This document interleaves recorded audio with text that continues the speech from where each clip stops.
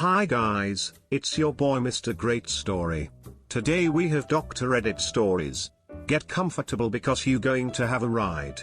I saved the best for the last, so be sure to watch the entire video. Medical workers of Reddit, what were the most haunting last words you've heard from a patient? A teenage girl who was having an asthma attack while she was at someone's house she wasn't supposed to be at. My mom's gonna kill me frown, she died at the hospital. The reason why I always take my inhaler.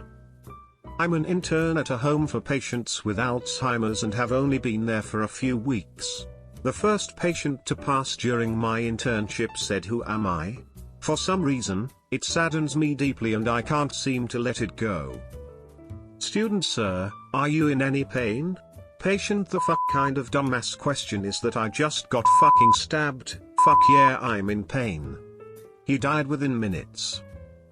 Thank you, from a little old man with stage 4 lung cancer. He had no family, so I stayed after my shift ended. He just didn't want to die alone and I refused to let it happen. Dunno why, but it still makes me cry when I think of it. Edit: thank you for the gold and kind words of fellow Redditors. I very much appreciate it. Was about 5 or 6 when my grandfather was on his deathbed. The last thing he did was put his hand on my shoulder and said, "No wonder you never liked my spicy food." And then he passed about 10 seconds later. We were all super confused. About 3 months later I almost died from suffocation after eating some salsa. At the hospital, I was diagnosed with a capsaicin allergy, spicy food. To this day it still creeps me out. No one knew I was allergic before then, and I didn't show any signs either. It wasn't words, but the most haunting death was a patient who was DNR, through her and her family's wishes. She was losing her battle, and her family wasn't there. She was getting frantic and looking around and half sitting up in bed, and a nurse with more experience than me took her hand and calmly said, "It's okay. You're not alone. We're right here with you, it's okay to leave." The patient immediately calmed, put her head back on the pillow, and died. I knew I wanted to be that nurse when I grew up. How the hell did she know just what to do and say? I've never forgotten it. My mom passed away a couple of hours after I told her I'd be okay and that it's okay for her to go. I've always hoped that I was able to give her the peace of mind she needed to let go. This is a common occurrence. I'm a tech in a hospital, I've seen this before. Patients pick their moment, often. The first I ever saw as a professional was a guy who said he was scared to die alone when he was lucid. He was DNR. Me and my co-workers held his hand for the first 3 hours of my shift, taking turns. His family finally showed up at about 2 a.m. His wife and adopted daughters were there. They went in, and he was dead in 10 minutes. He was waiting for his family to go. He died at 98, with the people he loved, in a warm, comfortable drug bed. We gave him drugs for anxiety and pain, so it was as peaceful as could be. He had a really good death. When I was 13, my grandfather had a heart attack. He hung around for 36 hours. He hung around for the whole family to show up, and then promptly died. Dude was always a fan of having an audience. More recently, I had a guy in his 60s with lung cancer. He was a DNR. His wife said, "Honey, if tonight is the night, that's okay, I understand, I love you and I always will." He gave a thumbs up, smiled, and died 10 minutes later. As a healthcare worker, I firmly believe you helped soothe her at the end. I think of it like falling asleep. You say, "Hey, it's okay, I got it from here," and then they can relax and let it go. Edit: or, thanks for the gold. My pop died of lung cancer. The last lucid thing he did was wake up just long enough to sing "Show Me the Way to Go Home." I'm tired and I want to go to bed. I had a little drink about an hour ago and it went right to my head. It was really pretty amazing and freaky at the same time. Fuck cancer. Edit: wow, my first gold. Thanks for the glitter and all the kind words. My sincerest condolences to everyone who has lost someone to this horrible disease. Dad was over 80 and had smoked for a lot of his life. I still miss him, but he lived a long life and his time had come. I've lost a couple of friends who are my age to cancer, and those deaths are much harder to accept.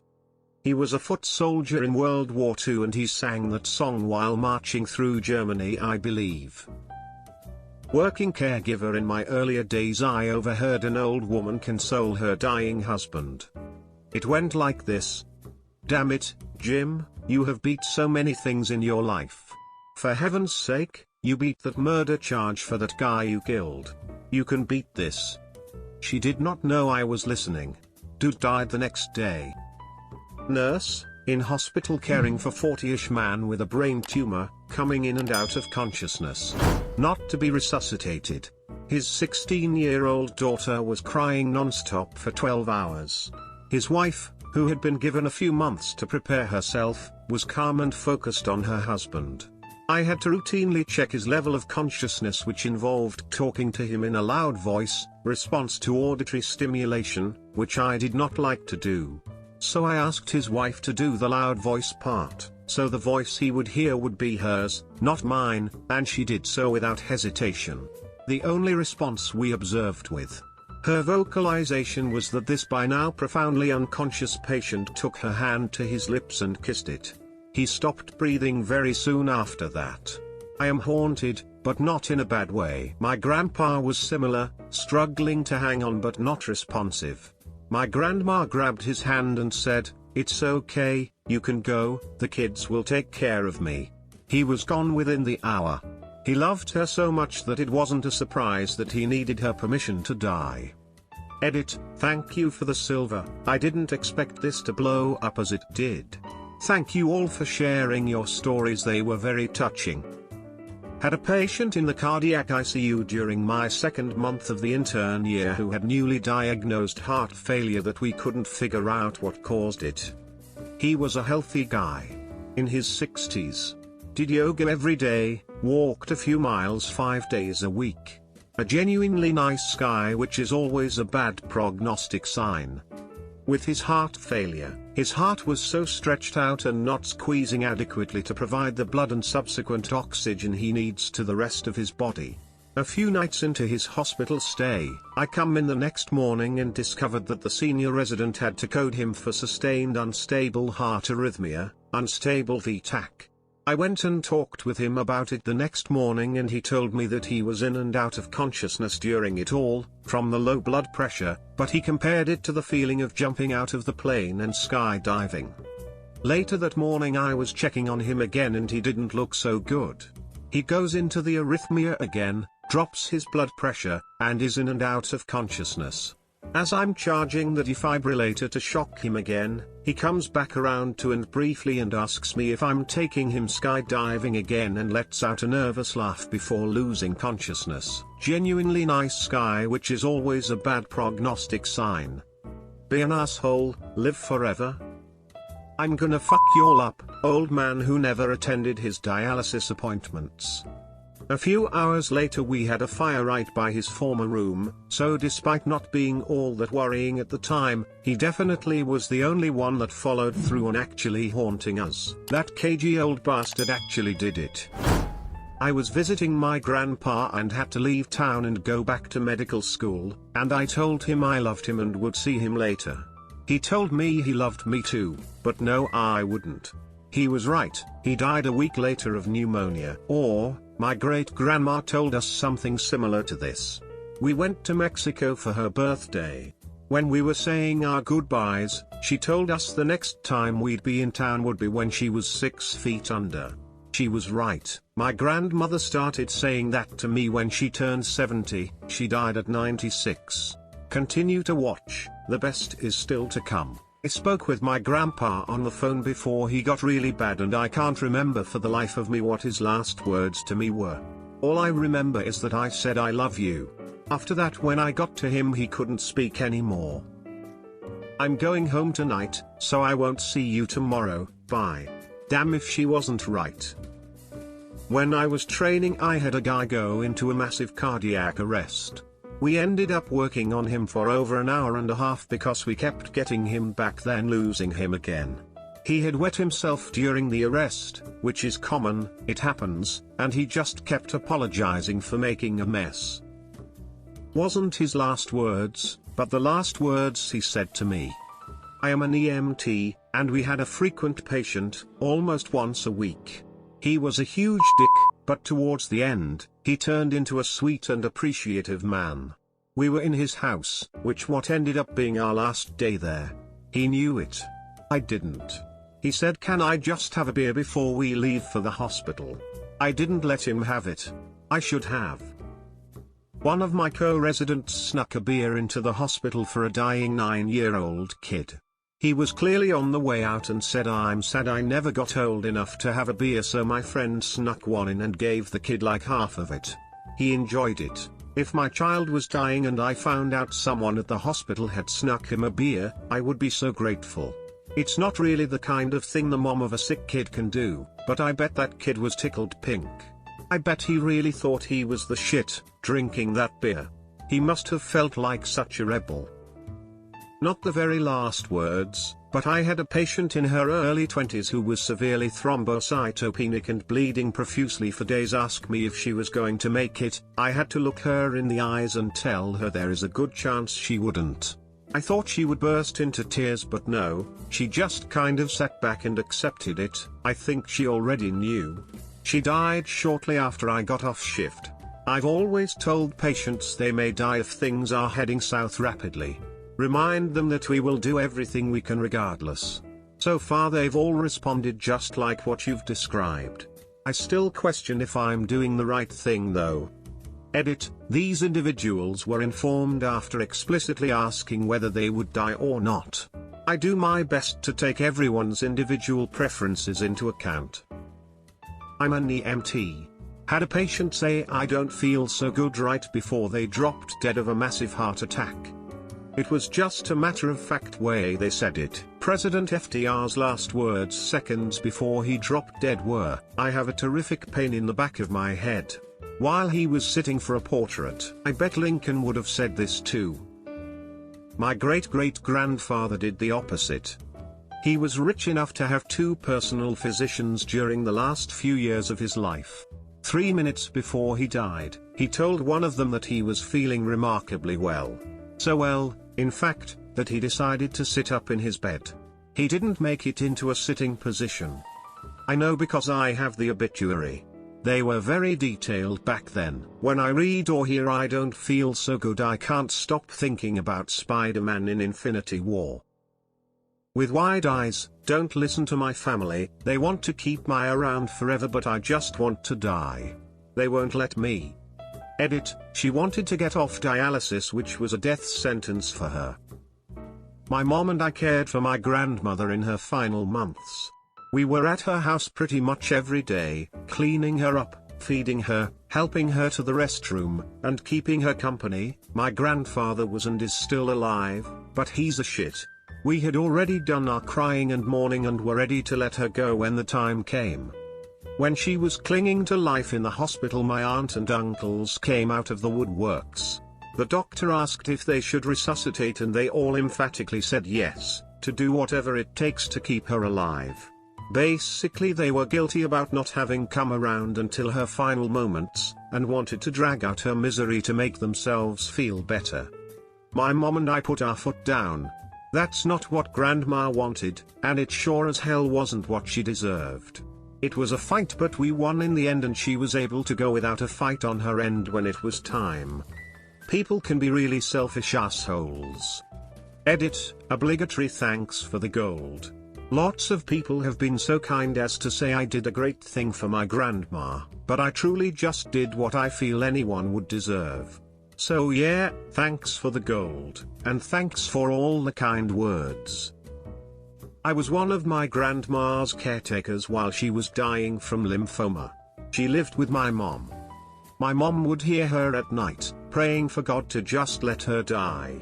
She also somehow organized all of her possessions and paperwork so that we would have an easier time handling her affairs. This woman was 90 years old, and she was determined to never be a burden. She never was. Not a medical worker, but I went with my father to say goodbye to my great-uncle, his uncle. He was suffering from dementia and clearly on the way out. He no longer recognized people. My father was an only child and spent most of his time being raised by his uncles, as his father ran a farm all day. Anyway, we're sitting there, and the great uncle is snoozing. He suddenly wakes up and clearly sees my father and starts talking to him about a barn and describing it in great detail. Like, he's talking about where it is, the way the paint was flaking off in one corner, and so on. My father is quieter than normal and just saying yes over and over as he describes the barn. Then, just before the great uncle loses consciousness, he describes going into the barn and setting it on fire. Turns out that my grandfather and great uncle were having a hell of a dispute at one time and burned down the barn to get back at him. Everyone suspected, but never knew for sure. Edit, looks like I forgot the last words, most of them were mumbles, but he spoke about how the fire lit up the night and how it took a while to catch. I've heard a lot of stories about dying people with dementia suddenly getting incredibly lucid and back to normal just before they die. My great-grandma did this as well, and she had dementia. Luckily it wasn't a huge secret she spilled when everyone was gathered around her deathbed. My grandma is a very small woman and was lamenting the fact my great-grandma was the only one who could find her shoes that fit. My great-grandma, who hadn't had a lucid moment in years, turned to her and said, "That's 'cause I used to buy them in the children's section. Why do you think you never got the box?" From the stories my mom tells, and the little I remember of her, those were pretty fitting last words. "You tell that man to get out of here right now," she screamed while staring behind me, eyes sharp and focused on something. Me, in the middle of the night. While I was working at the haunted hall, by myself. All of the heebies, and most of the jeebies, I see the man in the corner again. There was no one but she'd been seeing a dark man in the corner for days and asking about him. Toward the end, this was all she talked about beside crying for her mother. Cancer. That's the same thing that happened to my dad's father in his last days on Earth. He always said he saw someone in the corner. So many comments on this post are talking about seeing someone in the corner of the room and I'm unsettled. Can I smoke in here? We were on an ambulance. What did they die from? Suicide by pills. Paramedic here. I was transporting a cardiac patient and while we were both watching my EKG monitor, he went into fib, a lethal heart rhythm. His heart stopped pumping blood effectively at that point, but there was enough blood pressure for a few seconds of consciousness. He looked at me and said, "But I don't see the light," and went unconscious. Coded him, shocked him a few times, meds by the handful, but he died. Hospice nurse here had a patient who was experiencing terminal agitation. With an expression of complete terror on his face he said, "Help me. They are coming to get me." That scares me on such a deeply and fundamentally primitive level. For all of our bravado, none of us has any idea what lies beyond our last breath. I watched my best friend die of cancer. Through the whole thing, he was brave as shit, comforting all of us while he wasted away and treatment after treatment failed. I remember thinking he was 10x the man I could ever be. Then, in his last couple of days, reality hit him hard. He was absolutely terrified, begging and pleading with everybody to help him, that he was dying and he was scared. He went from arguing with his doctors on an academic level to literally begging them to save his life. Nothing has fucked with me as hard as that did. That guy was stronger than I can ever hope to be, and his last moments were absolute terror, horror, and agony. Selfishly, all I can think is, what hope do I have of passing with dignity? During my residency, I was on call and running the hospital, as senior residents tend to do.